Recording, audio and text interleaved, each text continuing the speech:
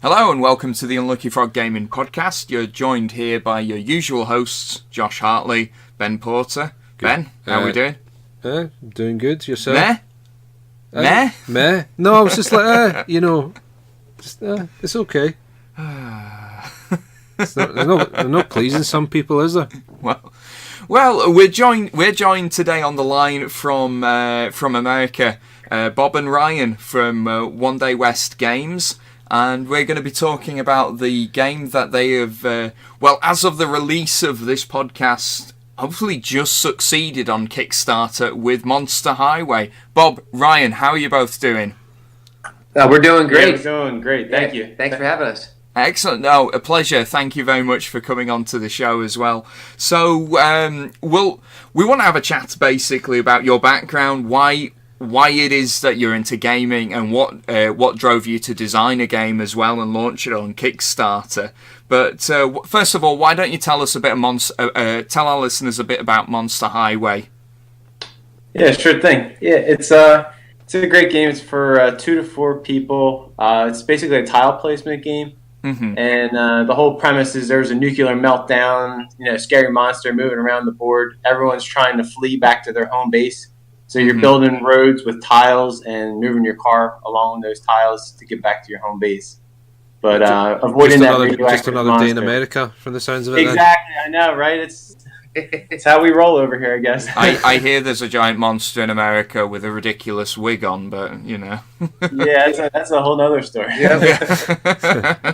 Funny how all of our American guests are on the same page on that. Yeah, maybe that might be an expansion to our game or something like that. Yeah. Oh, that would be excellent. Yes. Complete with oversized cardboard cutout. Or do you know what they could do? Is you've got all the cars in the middle trying to get away. On one side of the board you've got Donald Trump, and then in the other you've got Kim Jong Un, and they're giant, and they're just going at each other. I don't know. I'm picturing we need to have like a cardboard wall somewhere as well. You're trying to escape Trump. So you go south to the border, south to Mexico. Oh, he's built his wall. This is all good material. Could we use this? You guys don't mind? There's no. You go for it. It would be our pleasure if you put this into an expansion. Out of curiosity, whereabouts in America are you guys from? We're in Pennsylvania. I've been to Pennsylvania. And not just Philadelphia. I am from Carlisle in the northwest of England, and you guys have a Carlisle over there as well. We Correct. do. Yes, it's the car capital of Pennsylvania. It's where everyone goes for the car shows. I didn't remember that part. I was quite little when we visited, admittedly, but I remember it being a lovely place anyway. It sounds like a lot more goes on in that Carlisle than your Carlisle. That's inevitable. All we have going on in our Carlisle is flooding, basically. It's like Carlisle and the kind of the whole northwest of England. Yeah. It's just, here's where it floods. Yeah. Oh, okay. But the northeast coast is a lovely place. The Venice of the North. The Venice of the North. Tell us what got you guys into tabletop gaming in the first place then. I guess it stems back to when we were little. I mean, growing up, it was just Bob and I pretty much in our neighborhood. There wasn't many neighborhood kids, so it was pretty much just me and Bob. So we played a lot of board games growing up, and it really never stopped. Excellent. Through school, through college, and then into our adulting years. I feel like as you get older, you're supposed to mature, but I feel like we're going backwards. It's like I don't buy this whole thing about growing up. No. It's complete rubbish. Exactly. My house is full of toys, which Josh can attest to. Yeah. Likewise, it's been taken over by little plastic men. So I was going to ask which flavour of little plastic men do you guys collect? I guess as far as I got like Transformers. I collect a lot of like die-cast vehicles, like that kind of stuff. Tonka, Excellent. matchboxes, that kind of thing. Excellent. Nice. Yeah. I'm more of a Ghostbusters guy. I have all the Ghostbusters. Do you know someone on Facebook? Do you remember back in the 90s they had the Proton Pack toy? Someone posted a photo of it up on Facebook. It does not look as good as I remember it. Yeah. No, the little yellow foam thing that comes out the end is just not. Yeah.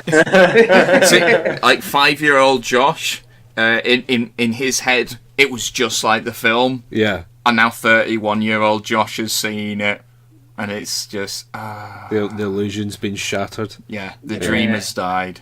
Oh, Not- that's yeah, dark. Same. It doesn't fit as nicely as it did back then either. No, slightly too small. Slightly. Yeah. Did you have one back in the day?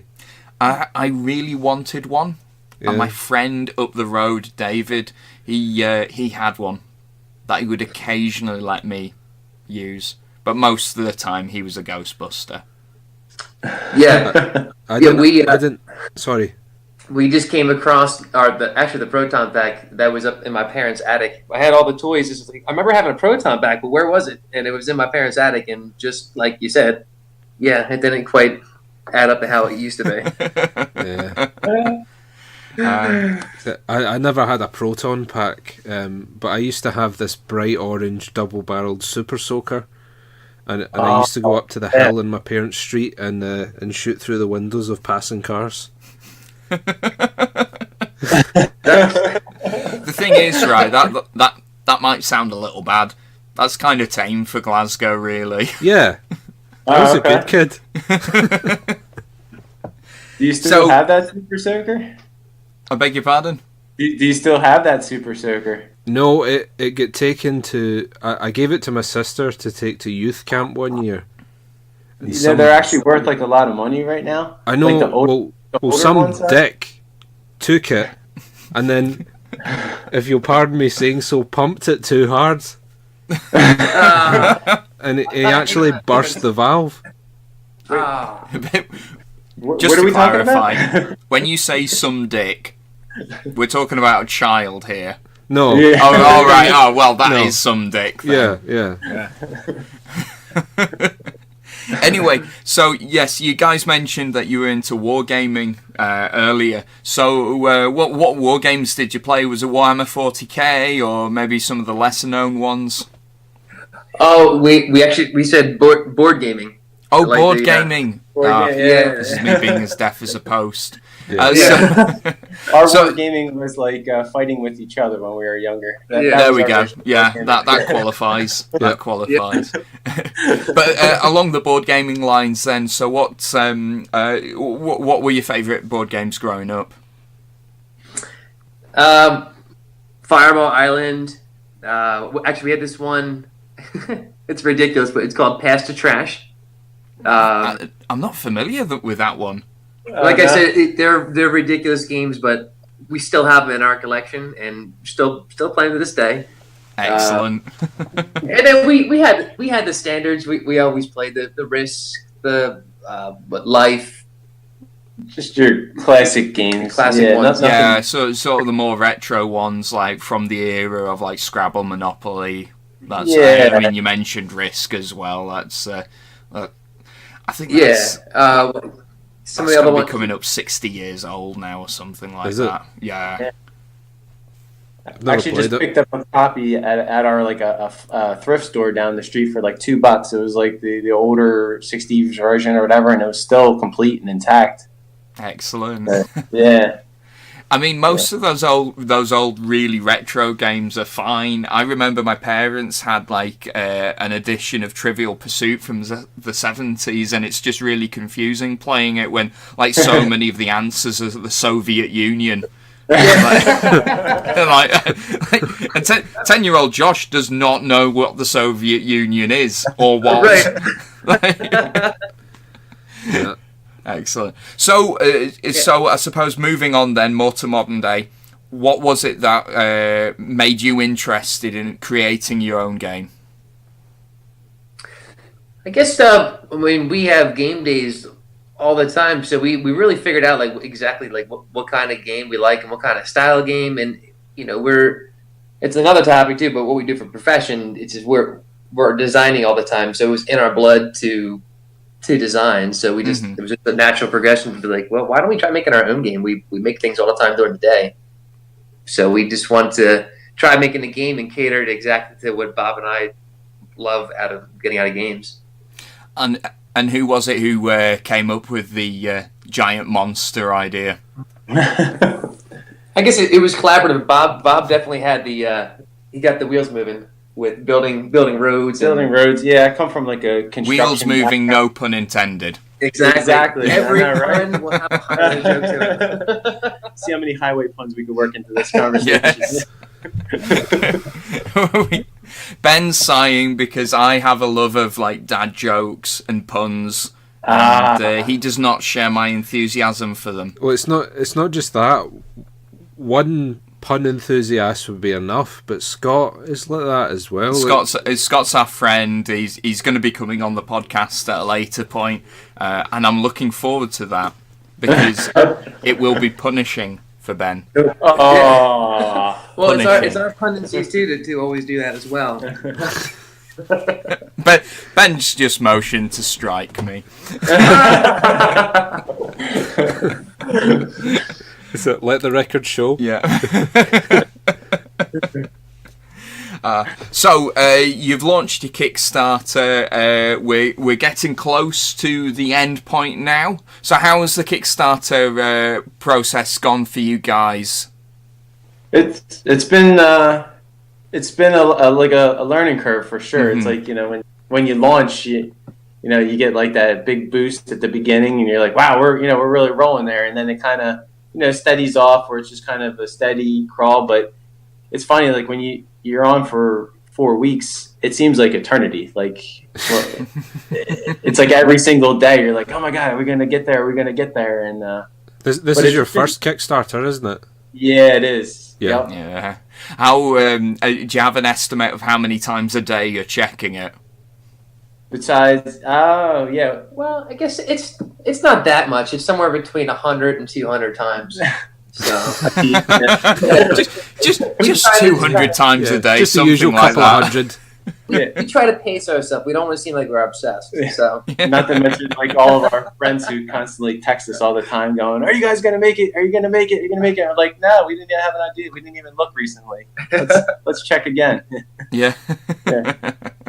Excellent. it makes it it's good and bad because for a profession we're landscapers, so it's a little slower right now in the winter. Mhm. So we have a little more time to check. So, Right. if we get in the summer, And yeah, winter's quite bitter over in Pennsylvania as well. It's not like, I mean, Scotland, the weather's bad pretty much all year round. Do you think that's a fair assessment, Ben? It's the good old maritime climate. Yeah. Puts hairs in your chest. Whereas you guys, I mean, for example, we had what we would call heavy snowfall a couple of weeks ago. So, I mean, what 4 inches? It's some places about 6 inches tops. Yeah. So you are probably swimming in snow right now. Would I be right in that? Yeah.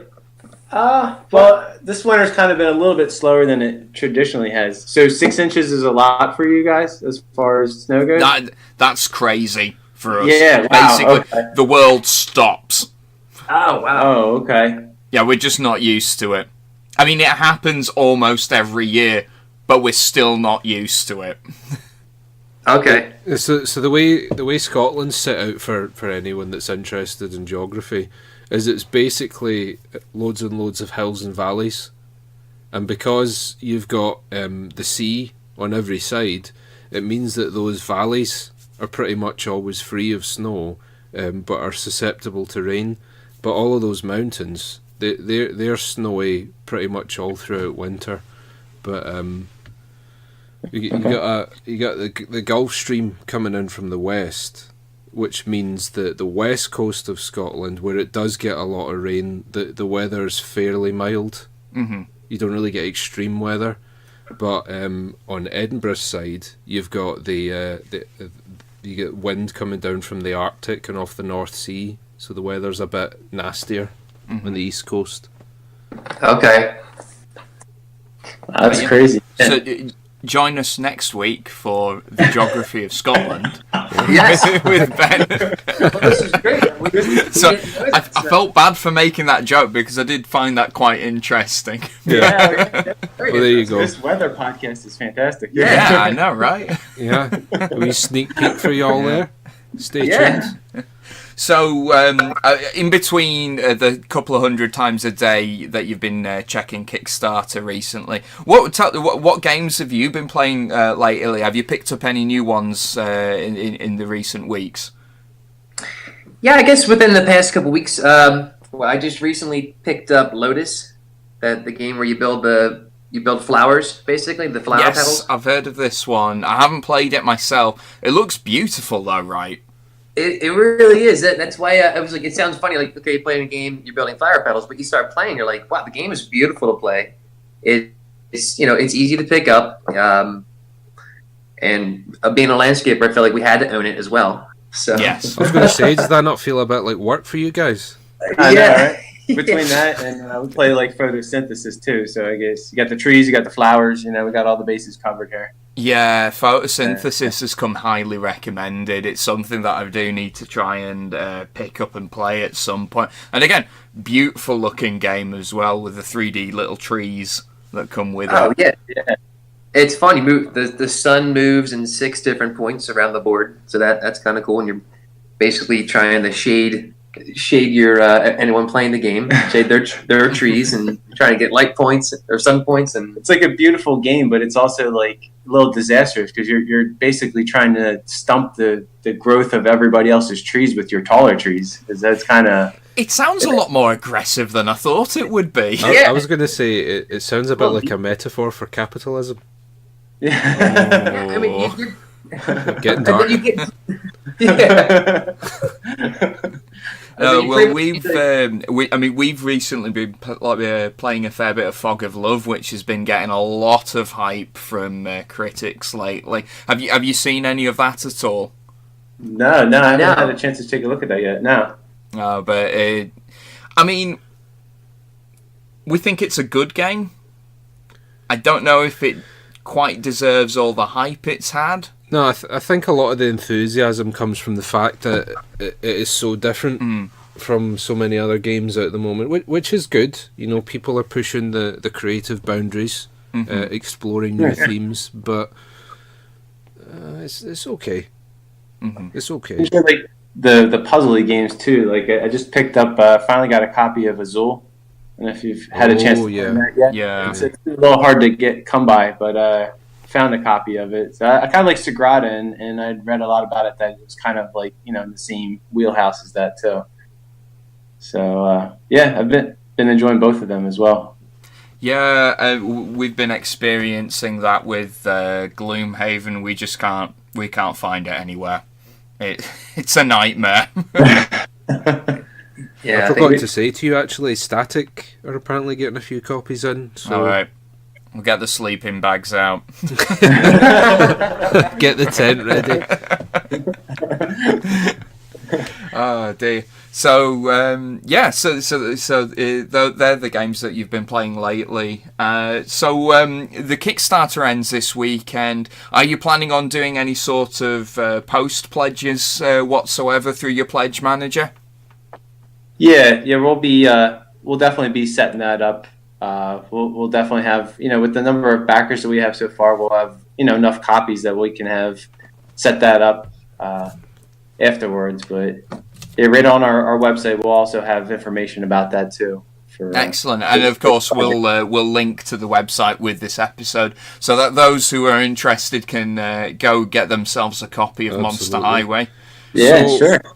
What's the plan for you guys going forward from this Kickstarter, irrespective of the outcome?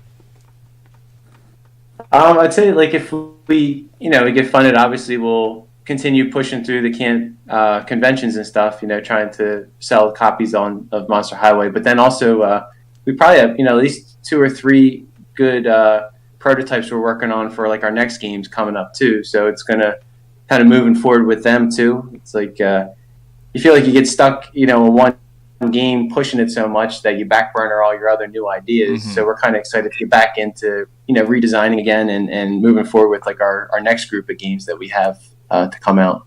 Yeah, brilliant. Anything you can share with us right now, or would you have to kill us? Ooh. Let's see. I guess we could dance around a little bit. We generally like to go towards games that have like chaotic elements in it. Mm-hmm.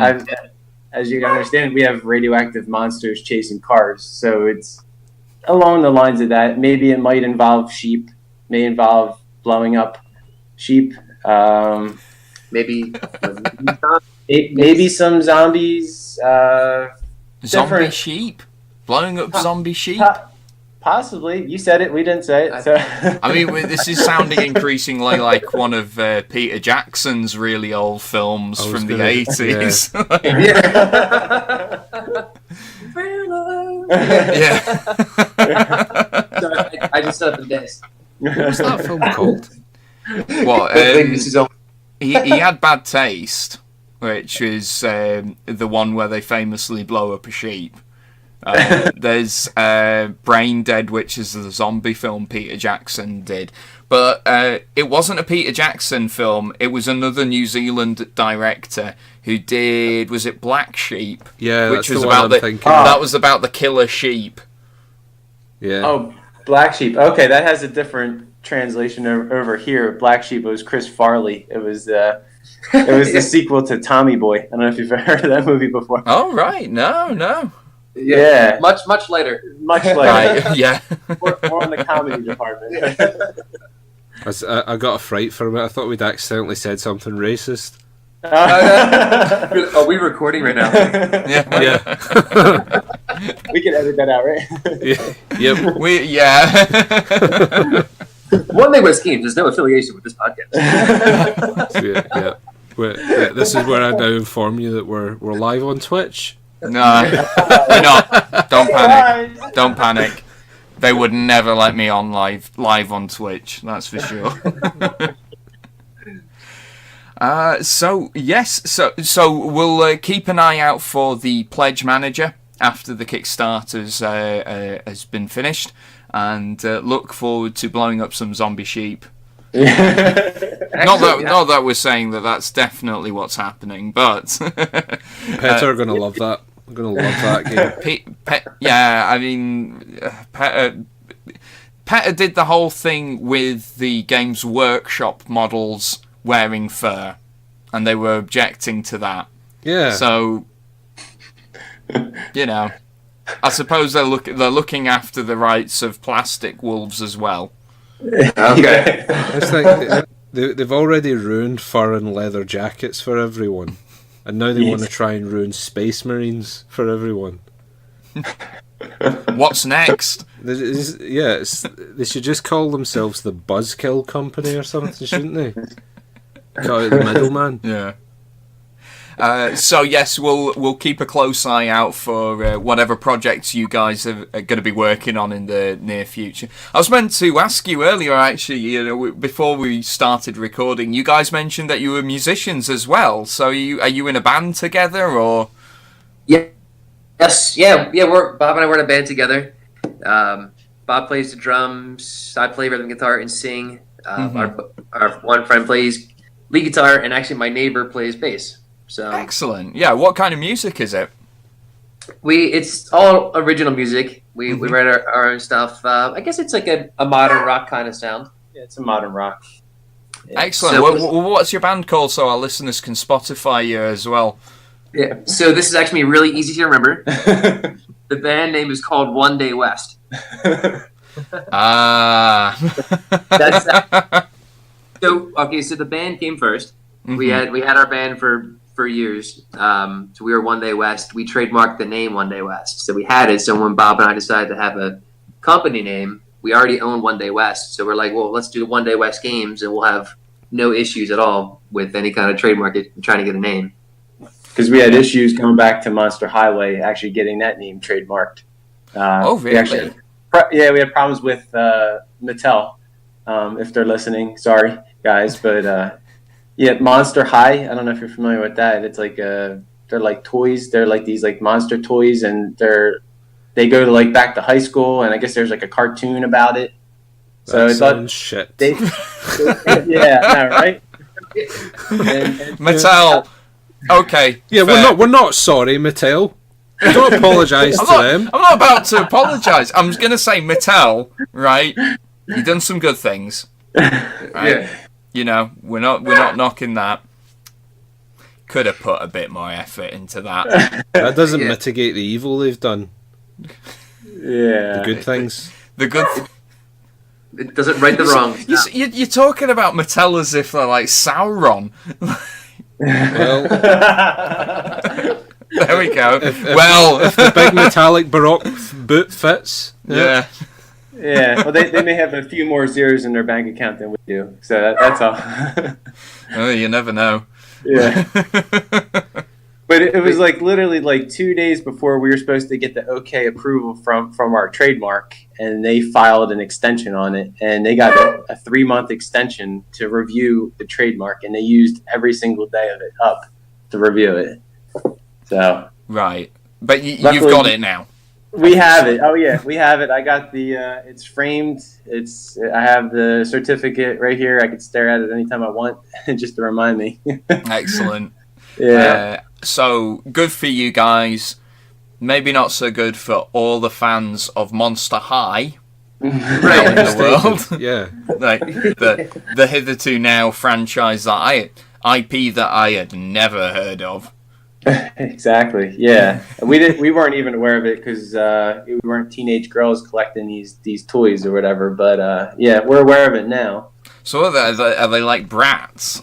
Is this the new You're looking at me like I'm going to brats? tell you. I don't know. I'm looking for anyone. You're the only person in the room. Right. Right, to the Google machine. Right. We're going to Okay. Google this right now. Okay. Monster High. Okay. So yeah, Oh, that looks awful. it's like if Hammer Horror impregnated a brat doll. This is the offspring. Right. The Monster High Beauty Shop. It's to be confused with Monster Highway, the regular monster. And it took them 3 months to figure out that it wasn't even close to that. Yeah. You would. Is that a centaur? That one. No, Ben, stop looking at it. No, take it away. There's a strange man with loads of these in his basement somewhere, isn't there? Oh, there it is. Yeah, definitely. It's really weird copyright law though, because clearly your product is entirely different to that, right? Not even close. Not even close. Right. So I know it's only 3 extra letters, but So some of the American copyright law is quite strange compared to what we've got. I think is the diplomatic way of saying it. Like the other week, I was eating a Reese cup, mm-hmm. you know, the chocolate with the peanut in it, and I looked at the side of the wrapper, and it said the colour orange is a trademark of Hershey. it's a trademark of colour. Yeah, seriously, if you get like a Reese peanut bar or a Reese cup or whatever, look at the wrapper. I think what it means is if you have a chocolate bar, then you can't have an orange wrapper in America. Oh my gosh! Yeah, as you're telling me this, I'm like racking my brain. I think that's Reese's is the only chocolate bar with the orange Wrapper. The only one Yeah. I can think of is Cadbury's Fudge, but you guys probably don't have that over But it's there. because the law doesn't apply over here. It Yeah. applies to America only, because the whole copyright law is different there. How about that? Yeah. Yeah, every day's a school day, eh? Yeah. Yeah, we're getting some copyright lessons here. We got Copyright, We've weather. got geography, we got Yeah. copywriting. Monster High. Yeah, no. this is fantastic. No. feel like we're Right, back to yeah. school now. Right, yeah. Well, look, guys, just before we wrap everything up, if people want to get in touch or want to find out more about what games you're developing, how would they go about that? Where on the internet can they find you? We're on social media, Facebook, Instagram, and Twitter at One Day West Games. Our website is onedaywestgames.com. Mm-hmm. Or you can, they're pretty much the links to everything. Yeah, we're pretty good with updating everything and keeping everything up to date. Excellent. Well, and of course we'll link everything with the episode that we put up. But for now, Bob, Rob, Ryan, thank you very much. Bob, Rob, and Ryan. Bob, Rob, and Ryan, sorry. My brain said Ryan, the mouth said Rob. See, when I said I was an idiot earlier, I was not joking. But we love you. Yeah. Good job, I'm pretty. Yeah. But from Bob and Ryan, thank you very much for coming on the show. And from me and Ben, thanks for listening, guys. We'll catch you next time. Bye. Cheers. Bye. Thanks a lot. We are Unlucky Frog Gaming, and I am Ben. Be sure to follow us on Facebook and Twitter. Just search for Unlucky Frog Gaming. You can also show your support by giving us money through the Unlucky Frog Patreon. And be sure to check out our website, unluckyfrog.com, to find out more.